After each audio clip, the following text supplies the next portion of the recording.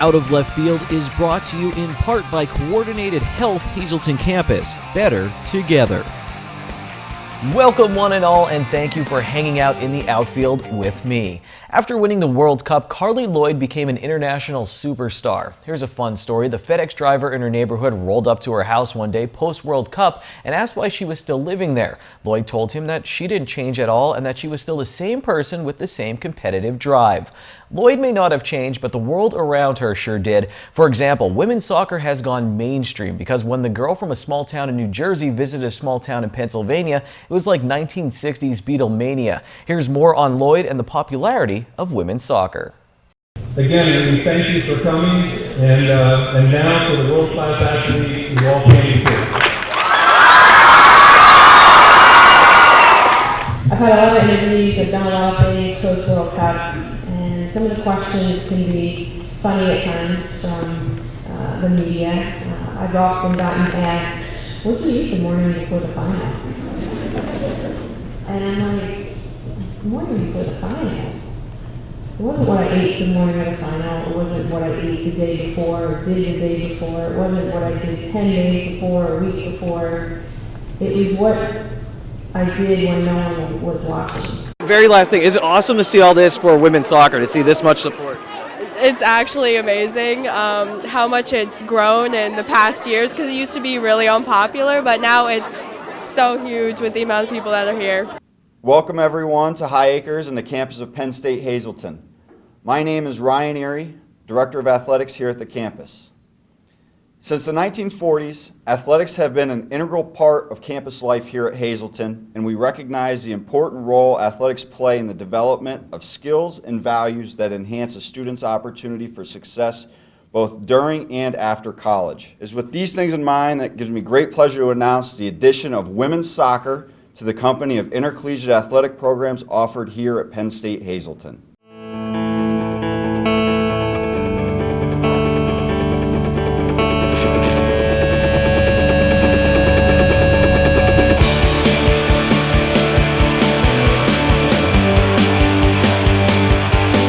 Ask anyone around 30 years old about women's soccer and they'll bring up a penalty kick and a sports bra. I still go back to when I was 15 or so in 1999, the Women's World Cup, when the United States won it, and just how much the sport has grown since then, both locally and nationally. My high school added women's soccer when I was a senior. It was co-ed up until that point. So, and I know a lot of other local high school programs have expanded to have girls soccer in the last 10 or 15 years. So it was an obvious transition for us. And you know, within the conference, within the PSUAC, we now have 6 programs, and we're adding, and then another campus is seriously considering the addition of the sport. So that would give us 8 women's soccer programs within the conference. And then we obviously have the USCAA national championships to strive for in the future as well. So it has grown both locally and nationally, and you know, the talent is there, and we're excited to bring it on board. Brandi Chastain's penalty kick gave the United States women their second star above the crest on their jersey for winning the World Cup in 1999. After scoring the goal, Chastain famously took off her shirt to celebrate, hence the sports bra reference earlier in the story. Now ask anyone in their teens or early 20s about women's soccer, and they'll probably bring up a midfield golazo from Carli Lloyd. You gotta ask Carli one question. What would you ask her? On the scale of 1 to 10, how excited were you that you scored a goal from infield? Americans of all ages cheered as Carli Lloyd scored a hat trick and the U.S. captured the 2015 World Cup with a victory over Japan. Let's go back 20 years and look at some numbers. In 1995, the year after the United States hosted the Men's World Cup, 2,388,719 kids were registered U.S. youth soccer players. 55% of them were boys and 45% were girls. The year after Brandi Chastain, Mia Hamm and company lifted the cup in 1999, 3,020,442 kids were playing, with the same percentage breakdown between boys and girls from 1995. Currently, U.S. youth soccer has around 3 million players, and they say it's roughly 50% boys and 50% girls playing. Julianne Ernest is a goalkeeper at Penn State Hazleton, and she grew up playing her youth soccer in the Danville area. Have you seen it grow in your area, even in Danville? Have you seen women's soccer grow since you were growing up? You started at 7 years old. Were there more girls on the teams? Did the talent get better? It definitely grew, and the talent has gotten better, and I really do think that has a lot to do with the coaching as well. Talk about the coaches. Or the coaches you've had. The coaches I had, they were soccer players when they were younger. They grew up in the soccer families, and then their kids ended up playing soccer. So it was just, a lot of that is just growing up with it, which really helps with the experience and gives them a lot of different views on everything. Jesse Shadle grew up playing the game, and that led him to a roster spot at Penn State Hazleton during college. He's now the head men's coach at Penn State Hazleton and the interim women's coach. Well, it's not that there's different playing styles. The pace of the game maybe is a little bit slower in the women's game, but the aggressiveness is incredible. The girls, like I said before, the girls go out and they play with the boys and they put them on their rear ends and they throw them around just as much as any guy would. So the guys at first are a little caught off guard by that, but the guys kind of adjust to it and see, okay, they're here to play too, and they're no different than I am, and they're going to fight hard for a position on the team. So the aggressiveness is definitely there for the women, and that's something that I think as a coach is really easy to coach. It's really nice to have that attribute on your team. Shadle's sister is a coach for the Millville High School girls team. The Lady Quakers were lucky enough to have a visit from the current First Lady of Soccer in the United States, Carli Lloyd. From what I understand, just kind of word of mouth to me, it was a kind of a crazed reaction, just like you would expect. This girl who was, the hero of a nation comes into town, in a small little town like Millville. It can only have a positive effect, and it wasn't just for the student athletes of the school. There were all the students were there, so even if she gets a message across to a non-student athlete, like, follow your dreams, that's something that she's doing positive, and that's really amazing that women's soccer can be that icon now to not just athletes, but to, students in general. It's great. We're seeing a huge turning point with women's soccer. I think that, I was speaking this morning at Millville, and I think everybody expects the U.S. to outscore their opponents, 5-6-0. That just doesn't happen anymore, and that's a testament to how far the women's game has come. And you're seeing so many young girls playing soccer, and now they've got live role models to look up to. We're role models, and we're giving them hopes and dreams of one day putting on the U.S. uniform and playing for their country, playing in a World Cup, playing in an Olympics. So it's great. I've had so many people, through airports and through the malls and going out to dinner, stop me and just say how much of an inspiration I am, the team is, and that's what we want to hear. I think what we did was truly unique and been amazing. This whole story is about how far women's soccer has come in the United States and in the world, but it does seem like there's still some work to do. Well, I think we still have a barrier to break with FIFA. The men got a prize of $36 million, Germany winning, and we got 2. So I think that's really too big of a gap. I'm not saying that we're better than the men. I know the men bring in a lot of sponsors, and a lot of sponsor dollars come through that, but to not even be kind of around 10 or 15, I think we still have some strides to make. I think we have continued to make good strides. We had more teams in this past World Cup, which was great, and I think even though some of those teams weren't as great quality as some of the other teams, it was still a great World Cup to watch, every single game, which was great. And we need the funding of other federations and other teams to back teams like Colombia, teams to back so many other nations. We've got great support from our federation, the top teams, France, Germany, England, Brazil, Sweden. We have the funding there, but we need to kind of bring up the bottom half as well. And I think when we can do that, we'll continue to make strides. Coming up next, maybe we'll meet the next Carli Lloyd at this after-school Girls on the Run program.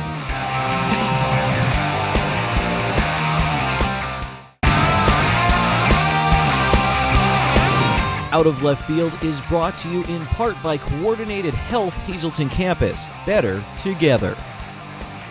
Thanks for coming back. When I was growing up, I remember maybe 3 or 4 of us out of 36 being excited for the annual mile run at school. Well, you're about to meet a large group of girls in grade school who really enjoy distance running. You can learn a lot from running. It's a humbling sport. You can also learn a lot from the girls in the Girls on the Run program at the W.W. Evans Elementary School in Bloomsburg. It's easy to stay inside and play online. It's easy to just laugh along with a bully. It's easy to choose the path of least resistance. However, if a runner found themselves on a path of least resistance, I firmly believe they would quickly change course and look for a more challenging road. Running is not an easy sport. In college, Ashley Gregory wanted to challenge herself, so she started to run. Instead of signing up for a 5K and running 3.1 miles, she picked the annual Valley Day Great 8-mile race in Cunningham. She never looked back, and now she's completed several half marathons and a full marathon. She says she's constantly on the verge of an injury because she pushes herself so hard. After talking with her for a little bit, I don't think she'd have it any other way. It teaches me to keep pushing and push past the wall, so keep challenging myself. And I take that into other aspects of my life, and I continuously try to be a better person and give back to the community. And I just get so much out of running that I want to give that love of running to others, and that's how I got involved in Girls on the Run. Along with being an avid runner, Ashley is also a teacher. When a Girls on the Run program was started in the Bloomsburg area school district, her principal at W.W. Evans Elementary School came right to her to see if she'd help launch the program at the school. On the website for the nonprofit Girls on the Run program, it says they want to create a place where girls learn that they can. No limits, no constraints, only opportunities to be remarkable. Well, get stretched and get ready to be impressed by a group of empowered girls on the run. Girls on the Run is so much fun!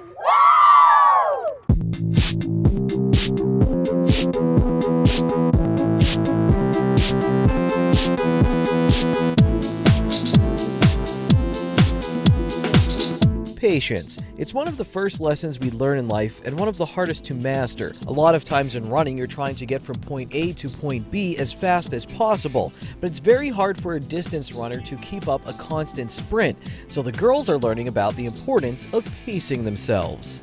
How do you pace yourself? That's what you guys kind of learned today. Do you think that's an important lesson, and what did you learn about it? I learned that if you have better pace, you can go faster. We always tell them to not go out too hard, and today's activity that we did really helped them with their pacing. I taught them that they will blow themselves out if they go out too fast, which happens with a lot of older local runners, even avid runners. And so today's activity was all about making sure that they are properly pacing themselves and saving their stamina toward the end so that they can finish their 5K successfully. The 5K is like the graduation ceremony for the Girls on the Run program. Before that, it's 24 lessons in 12 weeks about running and so much more. Every time that we come here, we see them get better and better at running. And not just running, we work on healthy lifestyles and healthy decisions that they can make and how they can have positive behavior and positive choices in life with friendship and healthy eating choices. So there's so much. It's not just running, it's all meshed into one giant ball, and it's just incredible to see their progress along the way. Today, the girls are learning about healthy eating. After their lesson, the instructors broke up into food groups. They would yell the name of a food, and the girls would have to run to the correct group. For example, if someone yelled cheese, the girls would have to run to the instructor holding up the dairy sign, and if someone yelled tomato, the girls would have to run to, First question for you is, a tomato is a what? Fruit. Fruit? That's what we're going with? Cool. We don't know.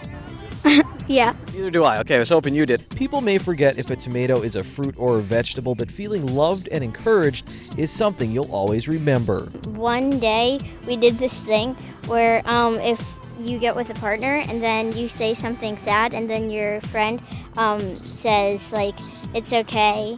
And then it was really funny because my friend, she said, it's okay. And I was like, really? And it was fun because we were like running but also encouraging others. Why would you tell another girl to do this? What would you say to them? because it helps you be active, healthy, and it also teaches you how to be nicer. What do you like about running? It seems like you guys get to talk to each other while you're out there. What do you like the best about coming here? I like best is that you can make new friends and like have fun. Why this? What do you like about running? Well, before I did this, I didn't know if I'd like it because I'm not a big runner, but it's, you also are making friends and like encouraging others. The most impressive part of this Girls on the Run lesson is at the finish. The girls don't seem too concerned with their time. What they do seem concerned about is each other. Yes, we are proud of you! We are proud of you! Yes, we are proud of you! They completely cheer for themselves. We had no idea, no input into that whatsoever. And so we have a policy here, no runner left behind, and we make sure that we all finish strong and positive. And it is true with running. A lot of races, runners will say, good job, and they will pass, but they are encouraging. Runners are good best friends, and we all stick together. It's incredible. We cry very easily because they do it on their own, and they encourage others, and they take what they learn from the lessons, and they take it to school, and we see it in the hallways here at school. So that it's just a very emotional, sentimental feeling, very exciting to see them practicing their encouragement and encouraging others. This is a running program that teaches girls they have the power to do whatever they want. It teaches them to never run away from a challenge, but to always run toward the next goal. It teaches them that you might pass people in life, but you don't have to knock them off the road. It teaches us that if kids can master all of this, maybe we can too. Coming up next on Out of Left Field, Stan Dakosty has over 300 wins in his 30-plus years as Marian Catholic's head football coach. He has 5 times as many great stories. Here's some of them next.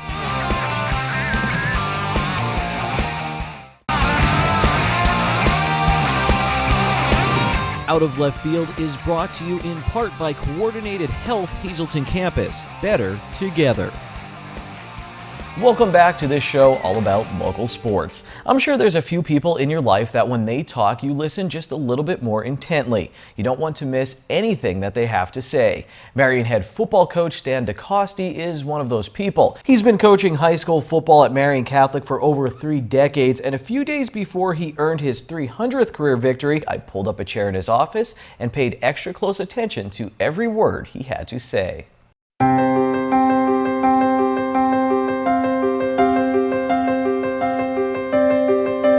Did you have a plan other than coaching? If you weren't coaching at Marian, what were you going to do? I mean, with your life maybe, even if in another alternate universe, what would you be doing right now? That's great. I never really thought of anything but. I got hired right out of college. Lucky to get the job that way, and always wanted to be a football coach. I had great influence from my high school football coach, Gino Poli, and parents very supportive, and that's always been a career choice. So I've been kind of lucky to do it at a place that I've grown to love tremendously, but never thought I'd be here 40 years when I started, but it's certainly, and time has flown by, believe it or not. You know, I look back now and wonder where it all went, but that was my career choice. I really wanted to be a football coach, and not sure which way it was going to go, high school this way, that way, but found my niche here and never really left.